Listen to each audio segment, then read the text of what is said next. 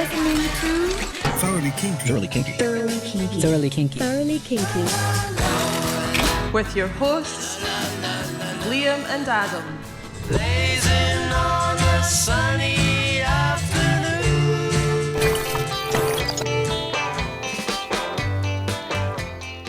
Hello and welcome back to Thoroughly Kinky. We are covering the bonus tracks on the CD reissue, the 1998 CD reissue of the Kinks' debut album, which include their first two singles, which were flops, the follow-up single to their big hit, All Day and All Night, which was not a flop, maybe an outtake or two, and also Kinksize Session.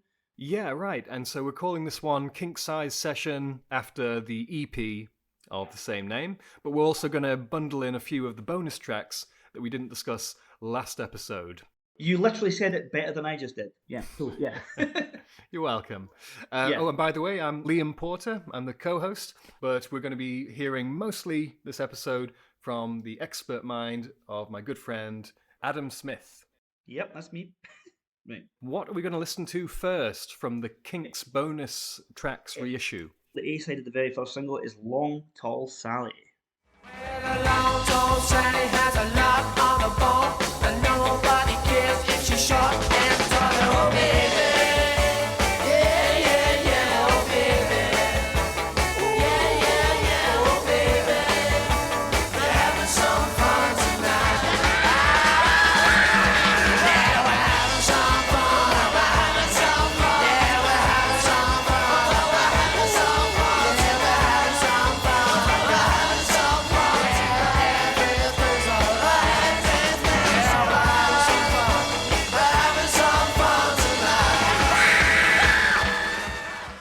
In my role as the Kinks novice, I should give Yeah. you my first impressions of this one. I listened to it last week in preparation for this episode. Really, this is the second time I've heard it. It's got this shambolic energy. It's 12-bar blues, again, like lots of the tracks we've heard. And it's a lot of fun. It's like a party. Should be like a party. Are you familiar with the Beatles version of this song? Oh, yes. Being a big Beatles fan, I have heard this song before. Yeah. So, yeah. Which would you say was better? I would have to go with the Beatles version, although I wouldn't really say it was one of my favourite early Beatles songs either. I presume it's a cover version of another composer, neither the Beatles nor the Kinks. It's Little Richard did the original. Little from Richard. 1957, I think, or something, and round about then. And there's an interesting story with this one because the Beatles had this in their live set going back to the really early days. Paul McCartney did an excellent Little Richard impersonation. It was the kind of barnstormer sort of encore, sort of like a big number in their set.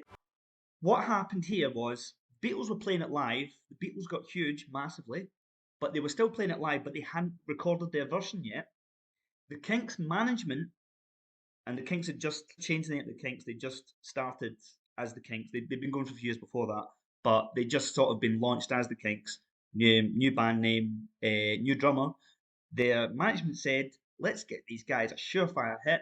What about that Beatles cover that the Beatles are playing every night but haven't released yet? Let's get the jump on them. Let's get the Kinks to record that song instead. So the Kinks version is actually recorded before the Beatles recorded their version, but it's not as good at all because they hadn't been playing it for 3 years and they didn't have a Little Richard impersonator as the Beatles did in Paul McCartney. So it's a really rough version in my opinion.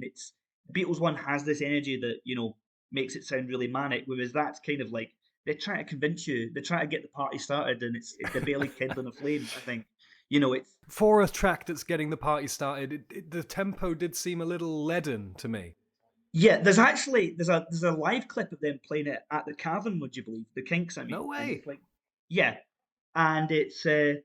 Have you ever seen the Beatles clip? It's the only Beatles clip of them in the Cavern. They're playing some other guy. Yes. Yeah, it's exactly framed like that. It's in the same bit, but the Kinks are playing their awful cover version of Long Tall Sally live, and it's even worse than the record, and it actually slows down in the middle.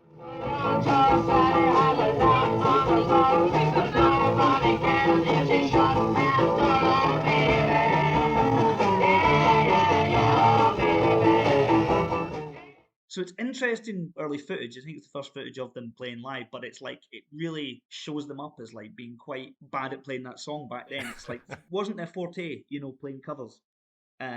So I guess that was one to get the crowd excited, and here's one you've heard before, and it's sort of a young group spin on an established rock star's signature tune.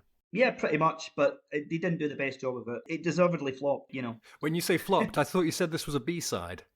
No, this is an A-side. This was the A-side of the first record. Oh, A-side, there you go. So the first single they put out was a cover of Little Richard and a nod to the Beatles, a more popular group.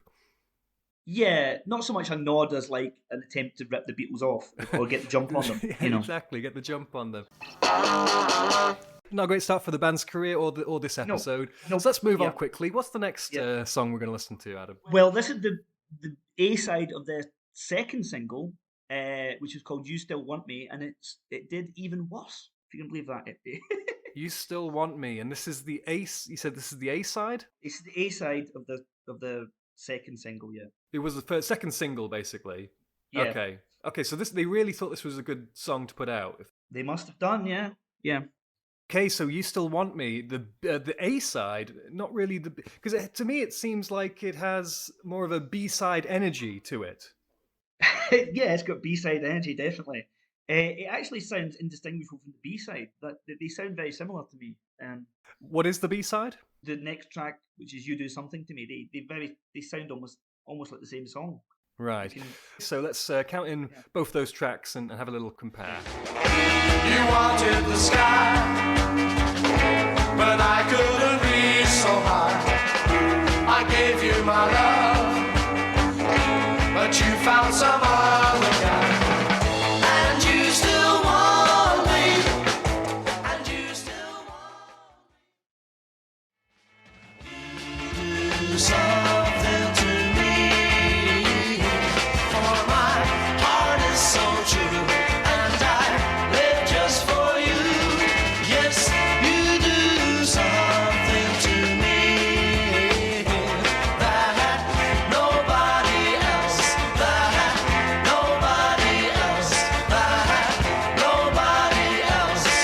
can do.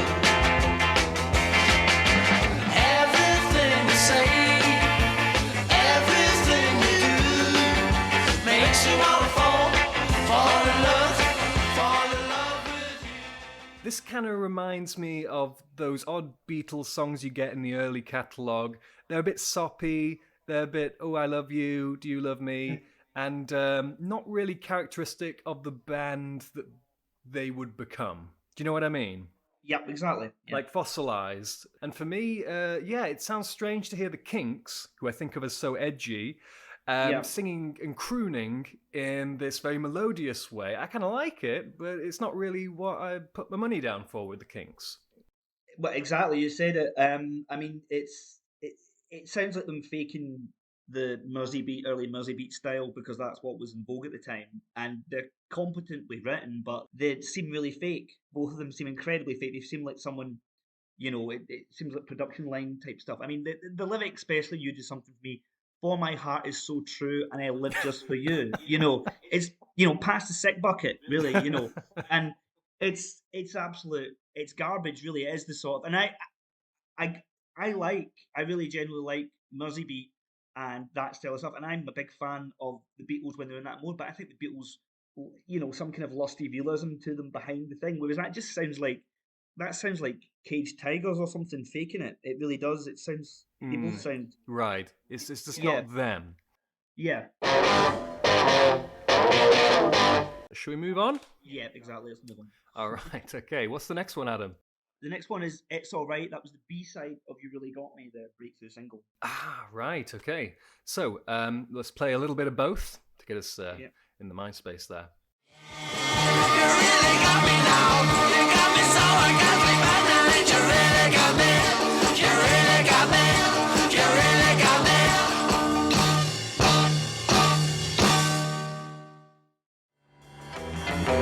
I got wings. I wanna fly. I wanna home. And I know why. To see my baby. and that's enough. I want home. It's alright. It's alright, yeah. It's alright, yeah. It's alright,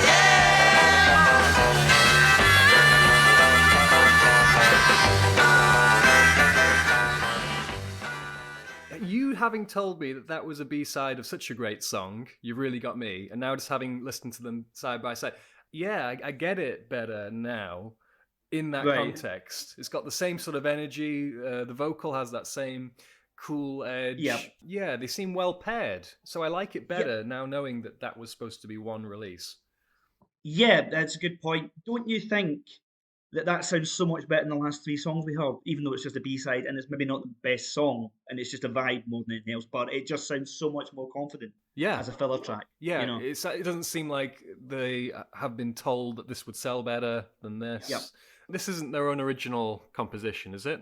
It is actually, yeah. This is an original. Oh. It just sounds very derivative, but yeah, it's an original. Yeah. Sounds very much like the covers they had on the Yeah. actual Kinks album track listing we covered last time. So that was the second single they released ever? Third single. It goes Long Tall Sally, You Still Want Me, You Really Got Me. And just to put it in context, they had a 3-single deal. If they weren't going to make it the third single, they were going to get dropped by the label. You Really Got Me was kind of like make or break for them. And they really, essentially their first 2 singles, as you heard, were kind of like not them. The first one was a half-hearted cover. The second one was a half-hearted original. And so it was kind of like everything went into making the third single count because they knew they would have dropped otherwise. Right. Long Tall Sally was a safe bet because it was a cover Yeah. of Little Richard and the Beatles cover. A cover of the song the Beatles covered. And then the second ones we just heard, You Still Want Me, You Do Something To Me, kind of saccharine, croony, not really like them. But then with this single, You Really Got Me, It's All Right. Now we've got them really finding their groove and saving their careers in the process. Exactly, yeah. Well, the next song has always been my favourite Kinks song as someone who didn't really know about the Kinks. Excellent. The song is All Day and All of the Night. I'm not content to be with you in the daytime. Girl, I want to be with you all of the time. The only time I feel alright is by your side. Girl, I want to be with you all of the time, all day and all of the night. All day and all of the night. All day and all of the night. I believe that you and me last forever. Oh yeah, all day and night I'm yours, leave me never. The only time I feel alright is by your side. Girl, I want to be with you all of the time, all day and all of the night. All day. Wow, where'd you start with a song that good? I think I would start with a riff. What a riff. Yeah. Such a simple riff, such a simple melody, but that really transports you when you listen to it.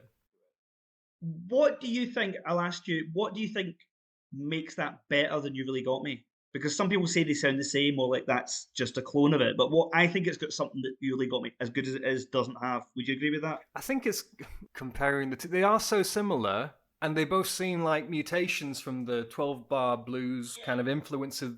But this one I prefer because it's an obsessive mood. It's like being trapped in the windmills of your mind, that kind of a thing. Yeah.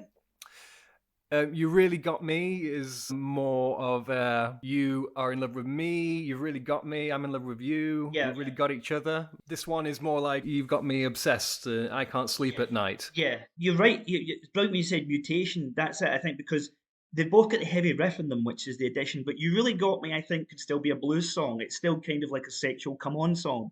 Whereas All Day and All the Night, it's subtly different, but so much more brutal, you know, and it sounds more proto-punk. It sounds like there's a seed of heavy metal in there in a way that there isn't as heavy as it is with You Really Got Me. Right. And also, like you said, the lyrical theme is more kind of negative. It's got this darkness to it, which really got me. It doesn't have it again. It's this sort of obsessive thing. It's this sort of deranged dependency, and which kind of goes places where punk went 15 years later, when metal went. All that's in it in a way that isn't "You Really Got Me." I think in those two songs you see a development from something that's coming from blues into something that's going to its own space completely and seeing the way for the future. It still sounds incredibly futuristic for 1964. It's insane. It's incredible how they're already incorporating all that distortion into their sound at a very base level. Yeah, it sounds so sort of bad in a good way, sort of. And I mean bad in the daringly bad, like that sort of artful artlessness.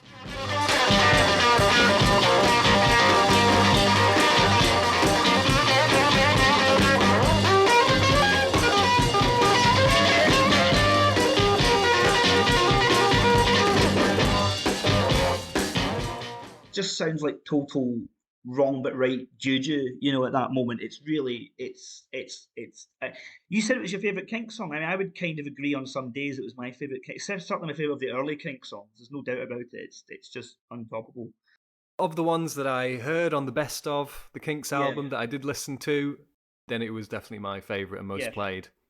Very much in agreement with that. I think that's one of the absolute... You Really Got Me is good, but in some ways, All Day and All the Night, to me, makes You Really Got Me unnecessary. That was a cracker. What's next? Yeah. It is the B-side of that platter, I Gotta Move. I don't wanna get left behind. Gonna love my baby all the time. I don't wanna get left alone. I gotta move on down, my baby's home. And if my baby isn't there, I wanna fill my gap and comb my hair. Gotta move, gotta move, gotta move, gotta move. Gotta move, doon, doon, doon, doon, doon, Yeah. doon, doon, doon. So yeah, that's kind of groovy, catchy. Again, sort of has like a party atmosphere. I get it in the context of such a great A-side. This is the B-side. Yeah. I don't have a whole lot more to say. Very 12-bar blues, like a lot of the early Kinks work. It's very similar to the last B-side. It's all right in that it perfectly complements the A-side, doesn't outshine it. It doesn't sound like an original, but it is an original. It's not much of a song, but it's a great, confident performance. You could stick that on at a 60s club or something, and it would keep the dance floor moving. You couldn't say that for the first two records. Very danceable, absolutely. Yeah. I've got to move. Next, we've got I Don't Need You Anymore. Let's have a listen. Yeah. Well, I don't need you, honey, 'cause things just ain't the same. Since you've been going out with other fellas, things have really changed. Well, I needed you once, but now I'm standing alone. I don't need you anymore. I don't need you anymore. I don't need you anymore. I kind of feel like I've heard it before. It's not, I didn't love it. I didn't hate it. I didn't love it. It's about halfway between being a Mersey beat pastiche and being an actual blues. It's between the two stools, and it's like between being good and bad, and it is kind of nothing. It's got the high energy you expect from a Mersey beat song. It's better than the second single. It's better than the first two singles, actually, but it's still not that good. That was just an outtake, by the way. That was an outtake from their first recording session, but didn't get used and then got stuck on the reissue. Well, it definitely sounded like they were having a great time recording it. Sounds better than the first two A-sides. Yeah, which, I'd agree with you there. Yeah, it sounds more confident, yeah. Right, with Long Tall Sally and You Still Want Me. Well, we're getting there. This is still only the first album. It's the reissue with the bonus tracks. So finally, we're taking a step forward now, aren't we, Adam? Yeah. We are moving on to the next non-single release, which was Kinksize Session. I'm going to say right now, this is not a great EP. This is not really... This is kind of like, and they admitted this themselves, this was product that was put out while they were hot with their first two hits. So they got rushed into the studio to record their cover of Louie Louie and 3 originals. It's not great, and I don't think this re-listen is going to make me think it's greater, but it'll be interesting to hear again. Okay, phew. Well, I'm relieved because I also didn't really love this one either. And, Yeah. we've committed to this. We're doing it chronologically. Yeah. Nothing is called Thoroughly Kinky. We are very thorough. Yeah. So we're doing it. And Yeah. so let's get on with it. Louie Louie, this is the reason it was recorded. Let's have a listen. Yeah. Oh, baby, I gotta go. 3 days and nights, I sail the sea. I think I'm a girl, constantly on the ship. I dream she's there. I smell the rum that's in her hair. Louie Louie, oh, baby, I gotta go. Yeah, yeah, yeah, yeah, yeah. I think they capture the spirit of the original. What I prefer about the original is that it's got the basic keyboard in it, which I prefer.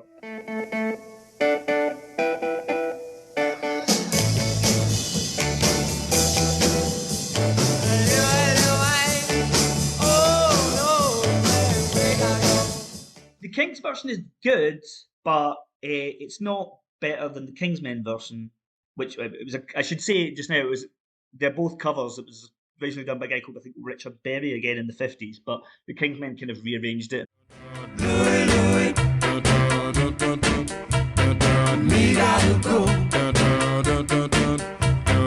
Fine little girl, she wait for me. Me catch the ship across the It's got a sort of Caribbean flavour to the lyrics, Yeah. some of the grammar. Yeah, I would say that, yeah. Unlike Long Tall Sally, it was a song the Kinks loved and was a big part of their stage show in the early days. I'm beginning to see a bit of a logic here, commercial logic developing. The record company says, okay, the kids are all talking about this band and they're all talking about songs they've heard. If they are singing a song like Louie Louie that everyone's heard, then that should be the first track on this new EP to give you a flavour of the live show that maybe you couldn't get a ticket to, especially if you're in America. Well, exactly. This is a bit... Actually, this EP is a bit like the Beatles' Long Tall Sally EP, because they had... The Beatles' only original EP came earlier in this year. 1964. And that was built around Long Tall Sally and one original song and 2 other covers, but it was kind of like Long Tall Sally was the star song. I presume with this EP, Louie Louie is meant to be the star song that you buy it for. It's not time to go yet, but the next track is called I've Gotta Go Now. I've gotta go now, gotta go now. I've gotta go now, gotta go now. Hey, little girl, I've gotta go now. Hey, little girl, I've gotta go now. Gotta go now, gotta go now. You know, it stuck with me. When I heard it playing just now, I was like, oh, is it this one? Which one's this one? Then I got it right from the intro. So it's got something. It's kind of been haunting me, even though I've only heard it a couple of times. It's better than I remember it being, and it's also got that faster bit in it, which kind of moves things around a bit. I don't wanna leave you, but I guess I better go now. Soon we'll be together all the time, but until then I gotta go. Gotta go. I gotta go now. It's an effective song. I rather like it. Yeah, okay.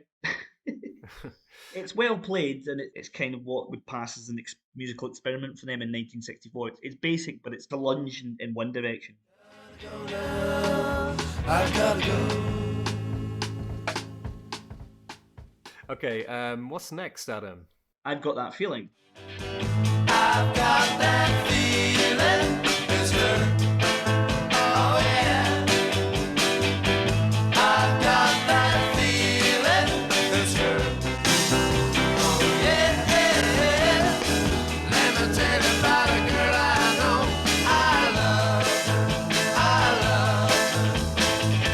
When we kiss out at the love light show. That I love. She is the sweetest girl I know. And when she kisses me, I know. With this one, I would slot this in alongside You Still Want Me / You Do Something To Me. It seems a little bit more of its time than the rest of the songs we've been listening to. I'd agree up to the point, but I think this one's better musically. It's because it's a bit moodier. I don't know. It's got a better atmosphere. It's more convincingly played. Got a nice, I like the piano solo in it as well.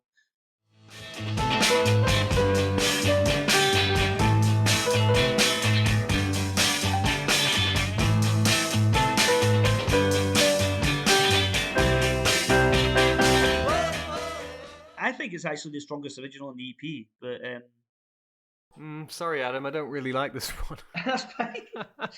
That's fine. We didn't agree on bald-headed women, whatever it was. Right, exactly. I love the Ball trilogy, whatever it Yeah. was last time. Right. Yeah, we don't agree on this one, but also I'm not going to die on this hill of defending it. It's good, I think, but it's not amazing. So, Right, you know. okay. Before we move on, this was the first ever Ray Davies original or Kinks song to be covered by anyone. It was covered by a girl group called the Orchards, and that was before Even You Really Got Me was a hit.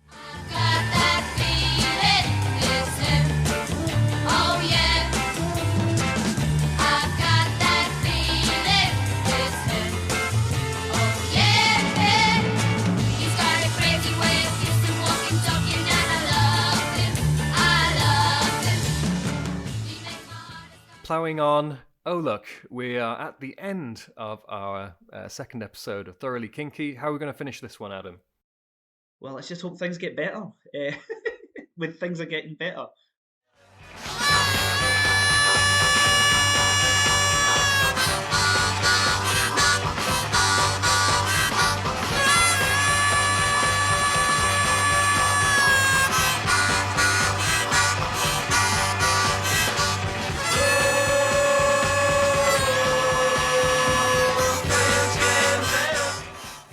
Well, first of all, it loses points for having a harmonica solo.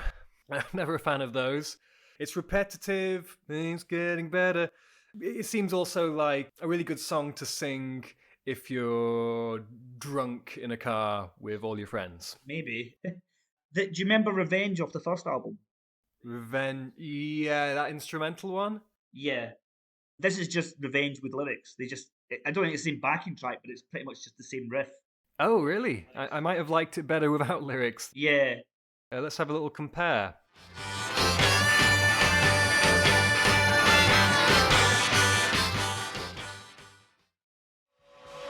Things getting better.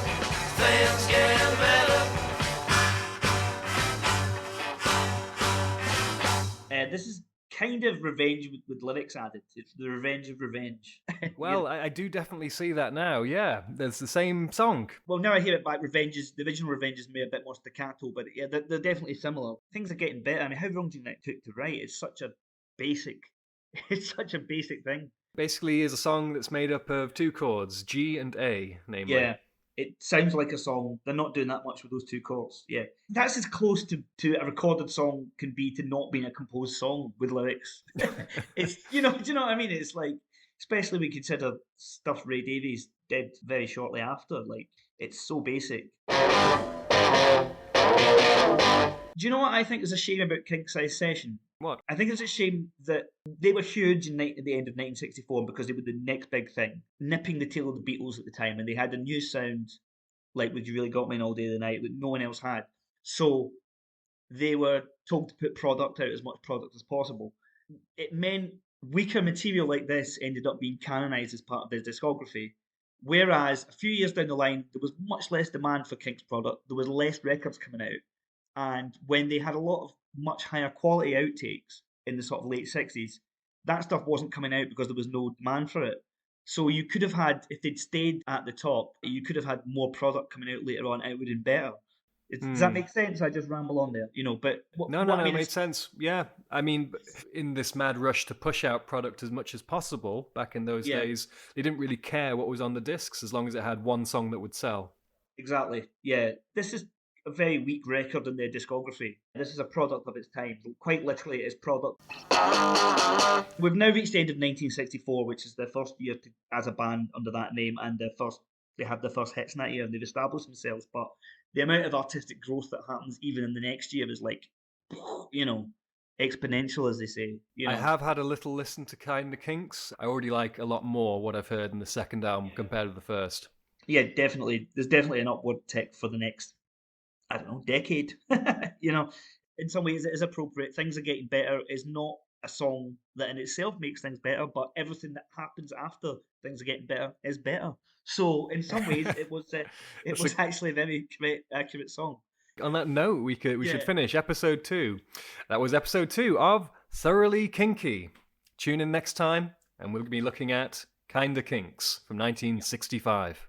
I've been Adam Smith on Thoroughly Kinky. I'll see you next time. Goodbye. And I've been Liam Porter. Goodbye. Thanks for listening to this episode of Thoroughly Kinky. If you'd like to send us an email, we'd love to hear from you. Write to us at thoroughlykinky@gmail.com. You can follow us on social media too. You'll find all the links in the description. So that's all from us. See you next time on Thoroughly Kinky. Kinky.